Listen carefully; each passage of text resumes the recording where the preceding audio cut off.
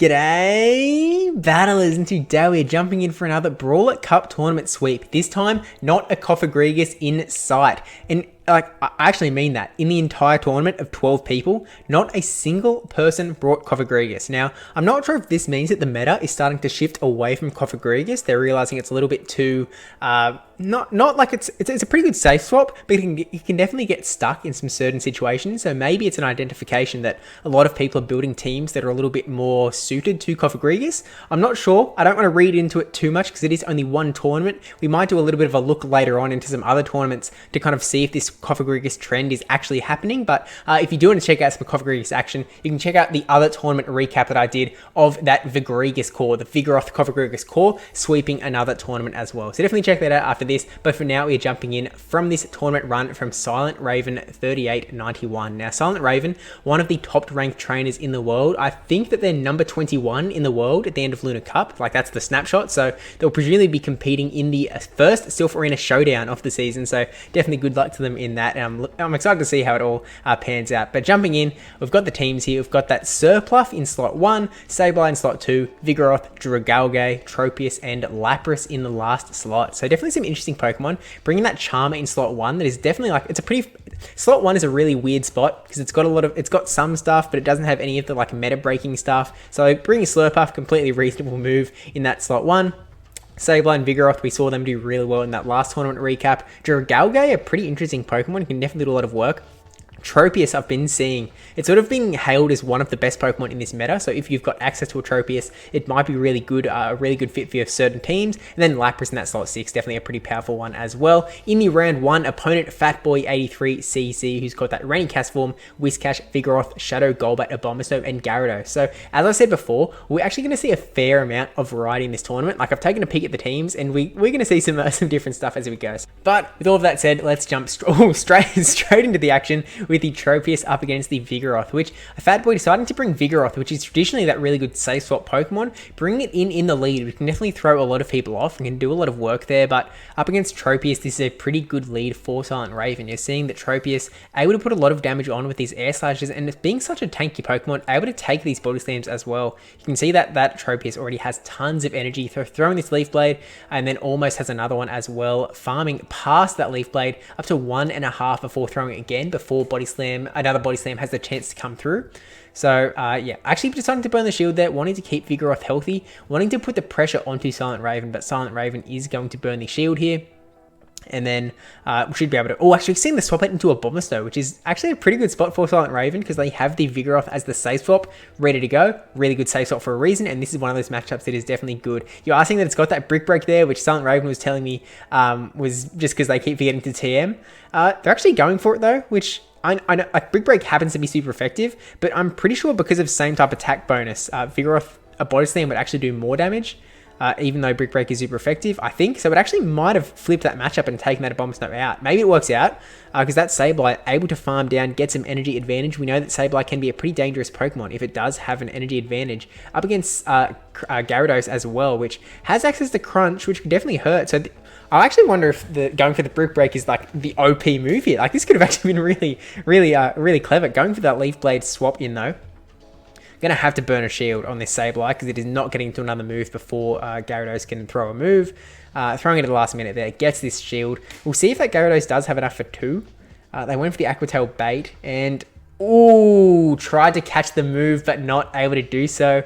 If this is a body slam, I don't think it takes Sableye out. I don't think. Yeah, no, it doesn't take it out. Farm down, and then going to be able to throw the charge move. Doesn't win CMP though. I don't think. I think Gyarados should win CMP, but I guess it didn't have the move, so yeah. Going to take the Gyarados out and take out game 1. To be honest, the Brick Break might have saved it there. Obviously, you could have undercharged the body slam, but really interesting. And going straight into the matchup that we just finished on with the Sableye up against the Gyarados in the lead here. Just going to go straight for that foul play. We've seen the Aqua Tail. We haven't actually seen a Crunch yet. So, you know, maybe it's got like Twister or something wacky. But whoa, that actually did a lot of damage. But deciding to hold on to the energy for later on after this Lapras swap in, and it brings in the Vigoroth again. Both these players actually swapping in a Pokemon that is quite weak to Vigoroth. So kind of interesting there. And we're actually seeing that it's running Surf Ice Beam as well for the sort of dragons and flies that are running around. Not running the Skull Bash, which is definitely pretty interesting.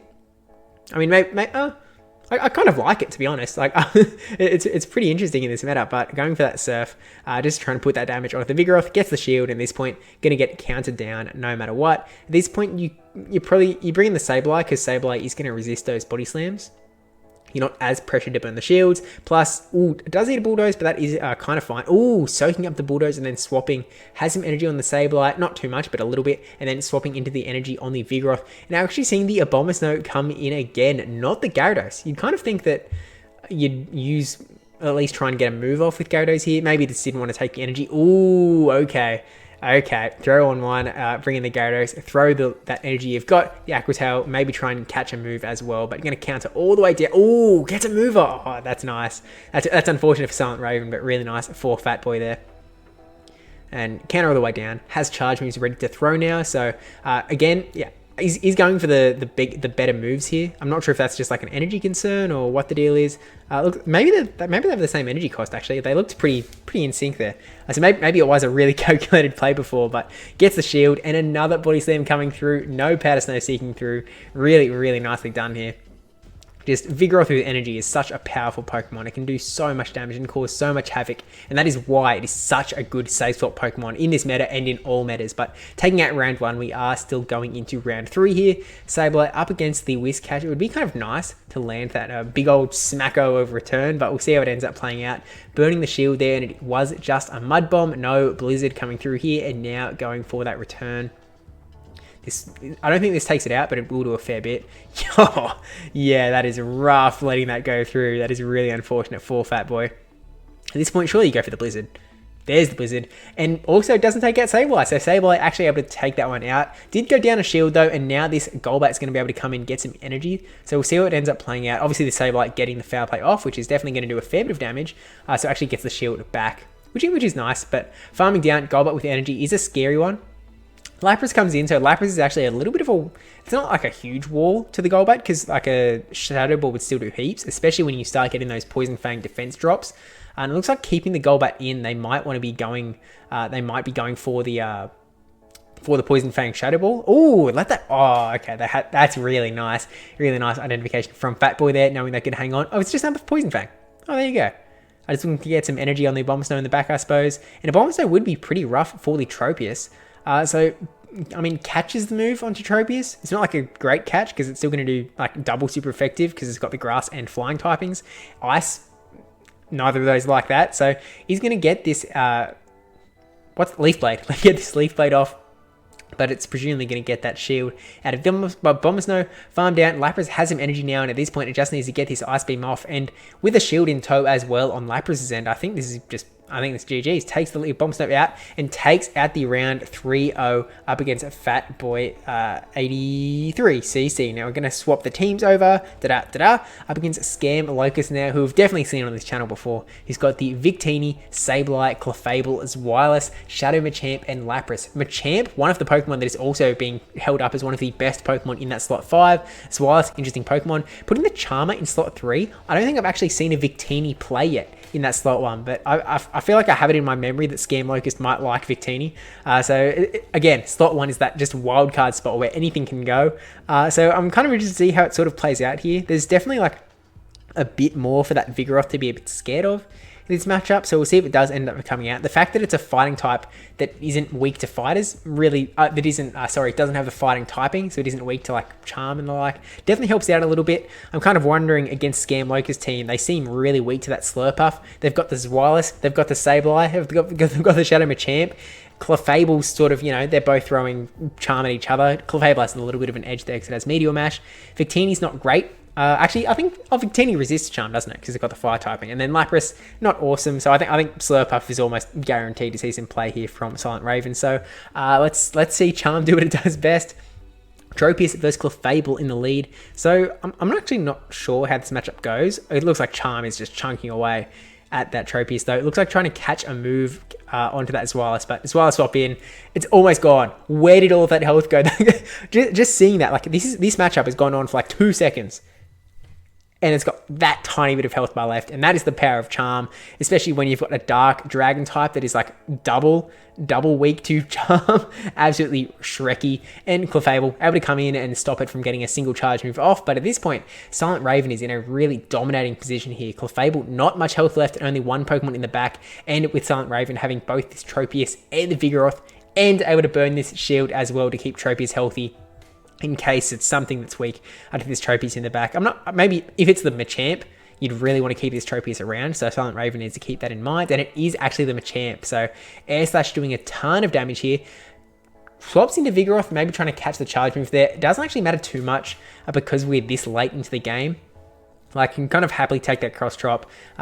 Even if they undercharged and got a little bit more farm, Tropius is kind of it's in a pretty decent spot. Actually, that could have helped ScamLocust out if they did undercharge and get some more damage, but I guess then you would have seen more counters coming through, and SilentRaven was in a really good spot just because they were able to just delete that Zweilous. But going to the game 2 here, starting off with some lag with the Lapras up against the Victini. I'm not sure whether that mutual, how mutual that lag was, what sort of happened there, but at either rate, we're swapping into the Slurpuff here, assuming that ScamLocust does not have these Zweilous around anymore, and actually eating a Skull Bash. So running a different moveset, the sort of standard moveset, I think, and definitely gonna hurt, take that thing down.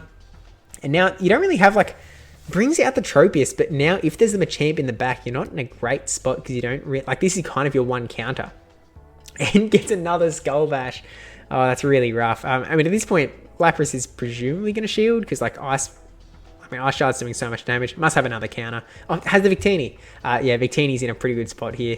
Doesn't care too much about any of those charge moves. Swaps into the Lapras to throw the Surf. Tries to get it off first, but doesn't. Burning the shield here. And I think V-Create. Is it neutral? Because ice, water?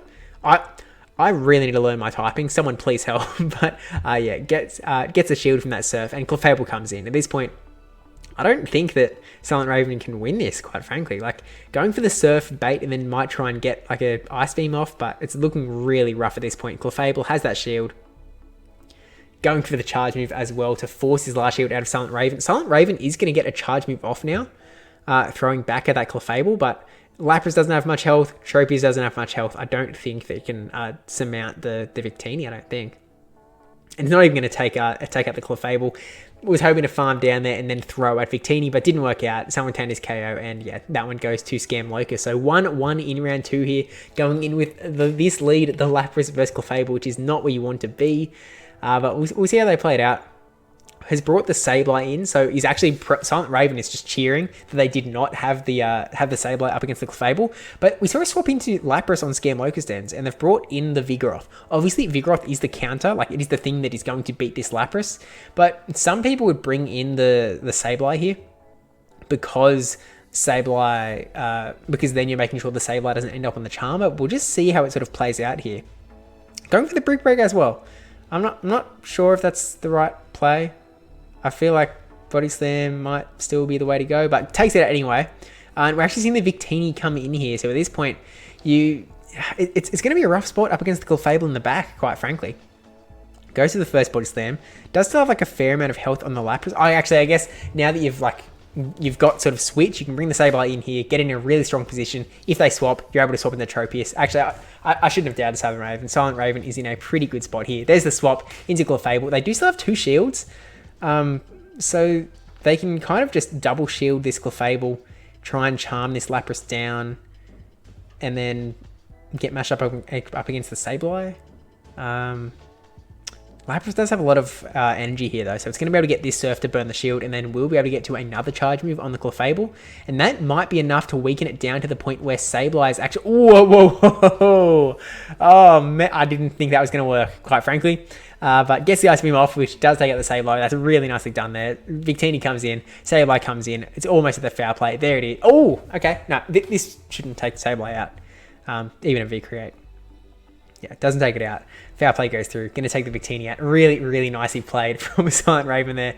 Really well done. If that Clefable got to the Sableye, it would be something to panic about. But up 2-0 now, going into round 3 up against Wallowtex, who again has filled in the 1 CPs. So they do not actually have a 1 CP Melmetal. But jumping in, they've got the Rainy Castform, the Sableye, the Shadow Granbull, the Shadow Flygon, the Venusaur, and the Melmetal. Again, we're seeing some variety in this one, which is really nice to see, and not a Cofagrigus in sight. So kind of interesting. I mean, obviously has brought another Charmer, this time that Shadow Granbull. So, I mean, it is a pretty good, Charm is pretty good up against SilentRaven's team. Not as good as it was up against ScamLocust's team. But, you know, we're obviously not seeing, some Pokemon are being left at home, I guess, a little bit. And Sableye wants to avoid that Charmer at all costs. Running the Flygon is a really interesting pick. I have seen some people talking about Flygon, but there's so many good Pokemon in slot 4. It feels like a bit of a strange pick. But we'll jump in and take a look at how they do end up playing. Sorry, I had a little bit of a coughing fit, like 10 seconds into this battle, so we've just restarted. So we've got the Dragalgae up against the Sableye in its debut in this tournament, I guess. But up against Sableye, it's not a terrible matchup for Dragalgae, but it's not a terrible matchup for the Sableye either. Foul Play does a pretty respectable amount of damage to Dragalgae. It can tank it, but it's not going to be able to tank another one. So has 1.5 Aqua Tails here, so definitely going to be able to put the pressure onto the Sableye back as well. No shields there. And at this point, can pretty comfortably, I think that even if Sableye shields this, you can still shield the Foul Play and then Dragon Tail down. Dragon Tail, unfortunately, doesn't register. We're seeing the Foul Play come through now, and they're actually going to let it go. Okay. I guess get a little bit of farm on Vigoroth. Not every day you see Vigoroth acting as a Sableye counter, but here we are, I guess. And we're actually seeing the Venusaur come in, which is an interesting spot. Vigoroth with energy has an okay spot up against this Venusaur, especially recognizing the fact that there's the shield advantage on SilentRaven's side. Swaps into the Tropius though, and that was a really interesting spot because Sludge Bomb would be really good to land on the Tropius from the Venusaur, but actually recognize that they've got the Melmetal in the back. Melmetal's going to be in a pretty good spot here, resisting all of Tropius's moves. And going to be able to put the hurt on and maybe even get a superpower onto Vigoroth after the matchup is down. Those leaf blades are actually adding up a lot more than I kind of... I might not have given enough respect, quite frankly. But we're seeing the Rock Slide come in. One more Rock Slide is all this Melmetal is going to need to take this Tropius out. So it looks like SilentRaven is going to let it come through here so they can get a bit of farm on the Vigoroth. And knowing that Melmetal doesn't have a ton of energy, so not going to get a superpower off. And at this point, you've got like almost 2 body slams on this Vigoroth. You've got 2 shields. Venusaur isn't super healthy. It only has 1 shield. That's going to burn the shield. 1 more body slam. This is going to go through. This is going to take the Venusaur out. And this is going to take the first game for SilentRaven in a pretty nice fashion there. I mean... And going down with that 2 shields as well. Obviously, Venusaur could have burnt shields if it wanted to, but just was trying to find the win condition there. And actually coming into the Shadow Granbull with the Tropius lead here, which is not great. I'm not sure if that was a little bit of lag, like might have missed 1 charm. I'm not sure, but Leaf Blade going in to get to that shield, which is really nice, and going to get 1 more Leaf Blade before Tropius gets farmed all the way down, which is really devastating here. I mean, I say devastating, but it obviously puts SilentRaven in the spot where they have the 2-0 shield advantage again. We'll see if they, actually use some shields this time around. At this point, going to have to burn the shield from the Granbull in case it's the close combat, which would really hurt, and it is. So at this point, you can actually counter all the way down. Oh, no, there's still a... Is this a crunch? Another close cut. Wow, that energy coming out thick and heavy. I mean, got so much farm on the Tropius, makes sense. But now we've got no shields left on the board. Vigoroth has almost 2 body, or has 2 body slams now. Again, Venusaur comes in, and we're seeing it start to add on again. Okay, tried to catch the Frenzy Plant into Dragalgae, but unfortunately it didn't work out there. Venusaur threatening with that energy in the back. We'll see how this matchup goes. I think it's in Dragalgae's favor because it doesn't really care about... Oh, actually... It doesn't care about superpower, but Rock Slide actually still did a fair amount, to be honest. I think I underestimated it again. But Aqua Tail coming in, really going to add up here, and has to think about how they're going to deal with the Venusaur in the back. Now, Venusaur is going to have to throw a move to take this Dragalgae out, but it's not like Dragalgae is really threatening at this point. We're actually seeing the charge move come through from Melmetal that is not quite taking it out there. Venusaur's going to get a little bit of free farm, which is unfortunate. And now... Vigoroth just needs to... Is this enough? If this isn't enough, a Frenzy Plant is about to come through. Oh, just enough. Well done. They're taking out the 2-0 in round 3. Again, we're jumping into game 3 anyway, with the Shadow Granbull in the lead, this time up against the Vigoroth. And you can just see that Shadow... Charm is bad enough, but Shadow Charm is just like dominating. You can pretty much win any 2 shield, but actually burning no shields in this one. Wow, Vigoroth hanging on by a sliver. That IVs do not matter until they do, as is the saying, but able to get this body slam off onto whatever comes in to get that little bit of farm. It is unfortunately the Melmetal. You actually would have liked to have got the Brick Break off in that matchup, funnily enough, but not throwing it there, unfortunately. And then at this point, yeah, we saw how much damage Rock Slide was doing before to Dragalgae. So it's not an awesome spot, but it's not terrible. And at this point, banking on Tropius being decent in the back, I guess you're kind of expecting it to be that Venusaur again. And at this point, you want to keep the shields for that for the Tropius, so that you don't get hit by a Sludge Bomb, and you can make sure that you sort of dominate that Venusaur matchup. But we're going to see the Aqua Tail come through eventually.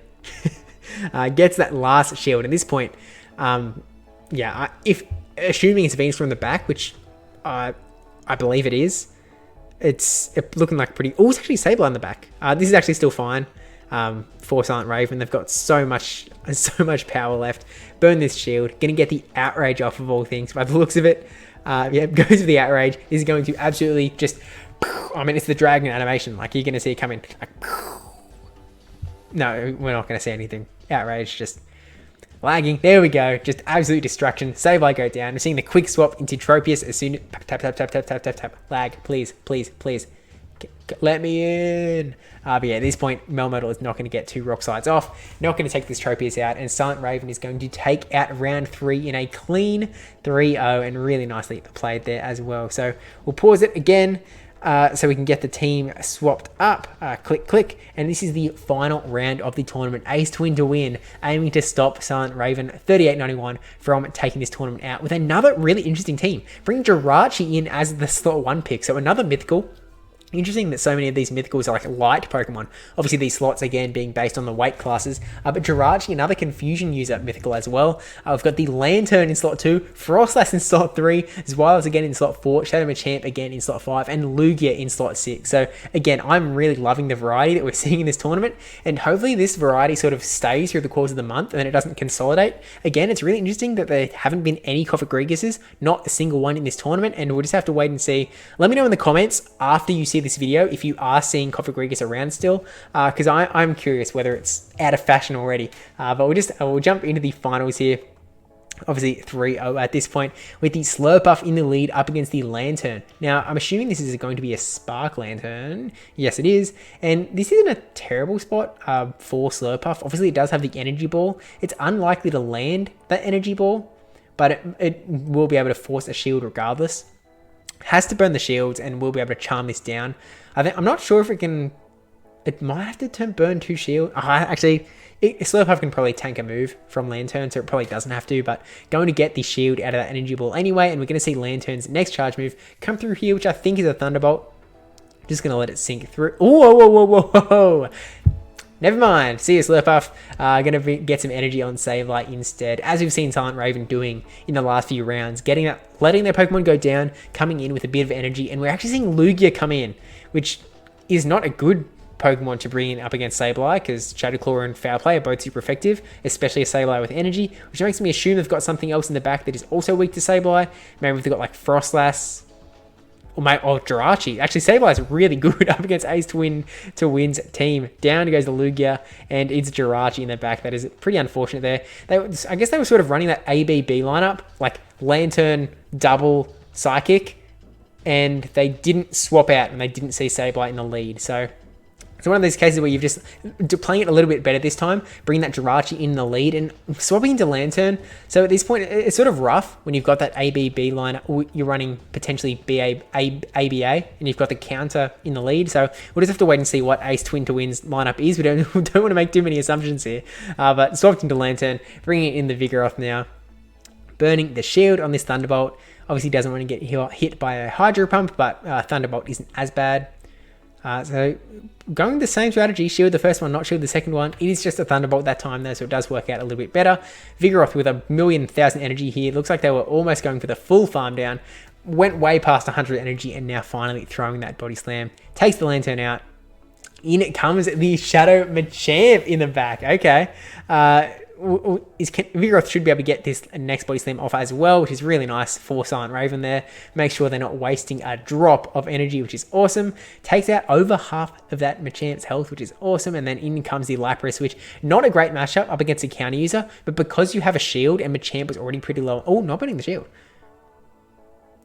Oh, okay. Oh, just using it as a sacrificial lamb and then bring in Sableye, get the energy, and it's Jirachi in the back. So it actually was a case where Sableye is good up against 2 out of 3 again.